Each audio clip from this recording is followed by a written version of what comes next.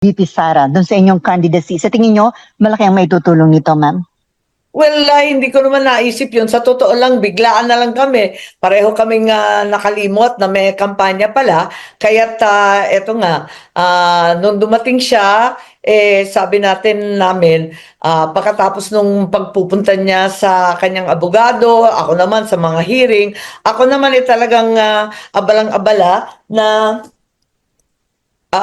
kung maaari, kuan na magkampanya na kami, nakalimutan namin. So, ora-orada, the following day, nag-shoot na lang kami. Biglang nakalimutan namin lahat ng politika na abala tayong lahat dito sa pagdampot kay Presidente Duterte. Ma'am, bakit itim yung ginamit sa endorsement sa inyo? Hindi po ba negative na dating parang pagluluksa? Yun na nga, sabi ko nga, bakit nga ba itim? Siya nagpupumiglas na talagang kinakailangan itim. Pagkat ang sabi niya, nagluluksa ang bansa at maraming naghihirap, gutom na ang sikmura, gutom pa sa hustisya. Hindi natututukan ang sadyang problema ng ating bansa, hindi nasusolusyonan. Kaya maraming problema, ang korupsyon, bumalik na naman tayo diyan sa mga krimen. Tindihan. Kaya para sa kanya, luksa daw. Nag-iisip nga kami ng maigi kung paano gagawin, pero nagawa naman ng paraan at yung itim simbolo na ipaglaban ang tama, itama ang mali. Ma'am, hindi daw ba magiging dahilan yun para hindi nyo makuha ang suporta ng mga supporter ng administration dahil ang impression, mas pinili nyo talaga ang mga Duterte kasi kumalas kayo sa alyansa at ngayon, nagpa-endorse kayo kay VP Sara. Para sa akin, pinili ko lamang ang tama. Kapag labag sa batas, hindi tayo pwedeng sumang-ayon at lihis na sa politika. Hindi naman politika at kampanya ang pinakamahalagang bagay sa ating buhay. Ang importante, manindigan, pangatawanan ang tama. Marami lang kamali. Ako hindi ko na naintindihan ang takbo ng administrasyon kung sino yung mga nag-a-advise. Nahihirapan na ako kasi hindi tinututukan ang tunay na problema ng napakatataas na presyo, ang kakulangan sa pagkain at trabaho. Sana tutukan naman yun ang napakahirap ng sitwasyon na nagkakasakit at namamatayan. Kaya sana bumalik tayo sa ating katungkulan na ibsan ang kahirapan ng ating mga kababayan. Ma'am, with the endorsement of VP Sara, sa tingin niyo daw po ba makukuha niyo yung suporta ng mga pro-Duterte, mga DDS? Kasi may ilan din na mga binabatikos kayo, like si Hanilet ang sabi in the investigation nyo about the arrest and surrender of former President Duterte, parang ang term niya, paek-ek lang. Wag na nating pakinggan ang kung ano ba tayo at eto nga, wala akong testigo. Yung iba gustong-gusto na magkaroon pa ng iba pang hearing dahil bitin nga doon sa issue ng pagdating ng mga ICC dito sa Pilipinas. Yung iba naman, sabi naman na talagang napakahirap dahil hindi pa mapaliwanag yung eroplano. Kaso wala akong testigo Kaya't eto nga, naalala ko bigla na kailangan pala mangampanya, kaya kinakailangan siguro tutukan muna yung ating pangangampanya muli. Ma'am, nasa Cebu kayo ngayon, i-endorse na rin ba kayo ni Governor Gwen Garcia o liligawan niyo pa siya para i-endorse kayo? Hindi, nandito ako dahil 50th anniversary ng Kabataang Barangay, ang sinaunang SK na itinatag ko. Kaya nandito ako, nagtitipon-tipon kami. Nagkataon lang Cebu ang tropa at dito kami nagkaisa. Masaya naman dahil magkikita-kita kami mga dati. Marami na rin sumikat. Sina Secretary Conrad, si Secretary Gibo, maraming gobernador, dito Albano, marami kung sino-sino. At panghuli na lang, ma'am, so mag-e-effort pa po kayo para makuha yung endorsement ni Governor Gwen Garcia? Tignan natin kasi ang balita ay nagtatampuro sa akin, hindi ko maintindihan kung bakit, ngunit ako, ang akin, nung October pa, alam ko na magkakaroon ng problema ng bardagulan sa politika na hindi ko gusto.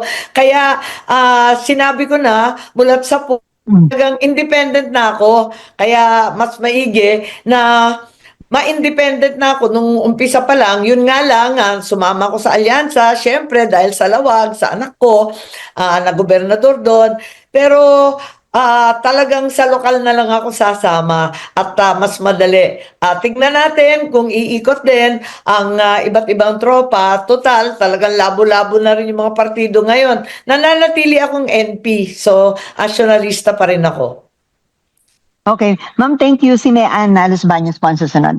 Yes, ma'am. Mian. Ma'am, follow up lang. Opo, okay lang po. Ma'am, follow up lang. Yung sabi niyong itim na theme ay galing po kay VP Sara? Siya po ang may gusto na yun ang maging theme po ng poll ad niyo? Oo nga, siya ang nagsasabi na wala siya sa mood, na talagang itim at luksa ang pakiramdam ng nakararami katulad niya. Ako naman, sabi ko, paano gagawin ng political ad yan? Makakabenta ba yan? Di ba nakakalungkot?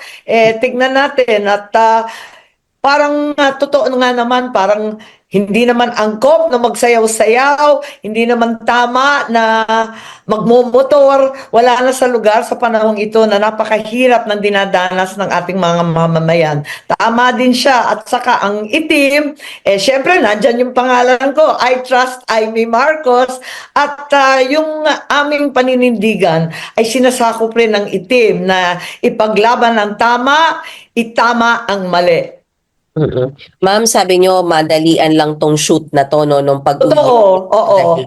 Ma'am, I need to ask directly, ito po ba ay resulta or sort of reward ni VP Sara sa inyo after the series of hearings that you conducted about the ICC arrest of his father? Reward po ba ito o paano ba? Ay, hindi ko naisip yun. Hindi rin niya naisip. Talagang nag-uusap na kami noon pa. Sabi niya, tsaka na akong mga ngampanya. Ayoko nang umikot nitong eleksyon na to.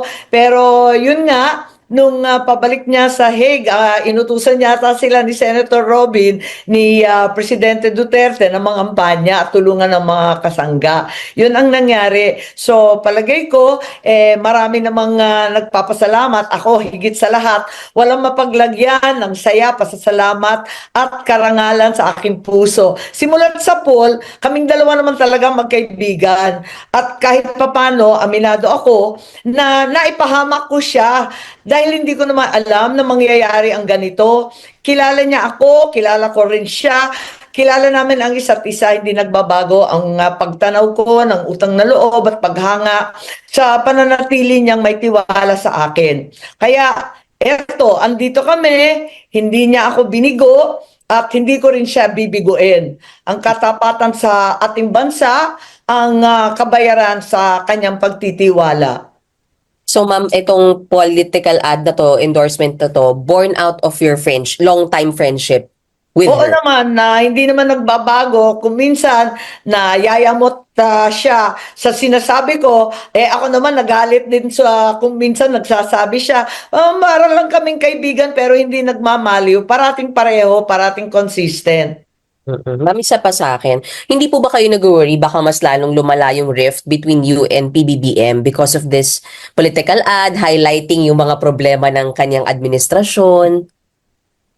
Palagay ko, ako na yata ang nag-highlight noon pa Hindi naman ito bago. Talagang ilang beses ko na. Hindi pa na-inaugurate yung aking kapatid. Abala na ako sa smuggling at sa sitwasyon ng acting mga magsasaka. Abala na ako sa presyo ng mga bilihin at sa kakulangan ng maayos na trabaho dahil walang investor kapag ganito tayo kagulo.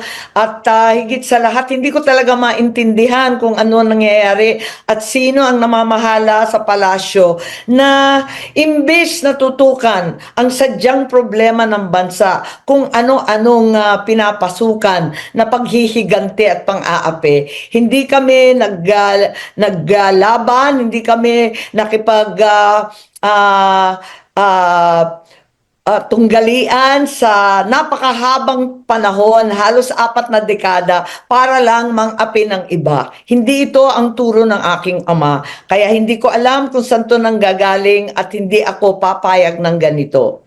So, Alam hindi, naman ninyo noon pa di ba? Hindi pa nakakaupo, inauguration pa lang, abala na ako sa smuggling ng agricultural product, abala na ako sa mga magsasaka at sa ating land reform. Abala na tayo dun sa Maharlika Fund, dun sa People's Initiative na babaguhin sa pamamagitan ng suhulan ng ating saligang batas. Abala na ako sa budget ng 2024 at 2025 kung saan linustay ng bonggang-bongga ang pera ng bansa. Kaya hindi ito bago at siguro maintindihan na lamang ako na hindi na tama ang landas ng administrasyon na nanghihinayang talaga ako para sa akin malaking trahedya sa amin to. so hindi kayo nag-worry na lalong maging mas malayo kayo o magkaroon ng hinanakit sa isa't isa, kayo at ang Pangulo? Walang ganong worries sa inyo, ma'am? Well, para sa akin, sana wag masamain. Alam ko nagtampo dahil doon sa hearing. Pero kung tutuusin, yung unang hearing, hindi ko naman akalain na yun ang sasagutin nila. Malay ko ba kung anong sasagutin? Kaya nga ako nagtatanong tulad ng sambayanan, hindi ko alam ang sagot. At ang dai-dai nila, padagdag sila ng padagdag, akala ko naman handang-handa. Nung iba-iba na yung sagot nila at waring nagkanalan sila, abay hindi ko nasagot yon, hindi ko na pananagutan yon. Ang akin lamang abutin ang katotohanan at iwaksi ang lahat ng hindi tama, labag sa batas, labag sa batas pati ng Diyos dahil sa pang-aapi sa matatanda at may sakit. Ma'am, sorry, last na po talaga on my part. Ma'am, itong endorsement ni VP Sara, given yung inyong standing sa mga surveys ngayon, no, you think enough para kahit papano maipanalo at maituloy niyo yung second term po ninyo? Ako, hindi masyadong nag-iisip ng politika ngayon. Medyo distracted ako. Medyo na-trauma ako dun sa nangyayari. Hanggang ngayon, di ko pa rin talaga maintindihan bakit kinakailangan durugin ang hindi kaalyado. Nakaalyado naman sa umpisa. Di ko talaga maintindihan. Samantalang ang bansa ay nagdurusa sa napakatataas na bilihin, kakulangan ng trabaho, mga problema sa krimen, sa droga, sa korupsyon, dapat tutukan na natin yan. So, kung makakadagdag at kung hindi, alam ninyo ang tama ay tama, ang mali ay dapat labanan. Thank you so much, ma'am. Ma'am, si Mean naman po, Corvera, Net 25. Okay, hi.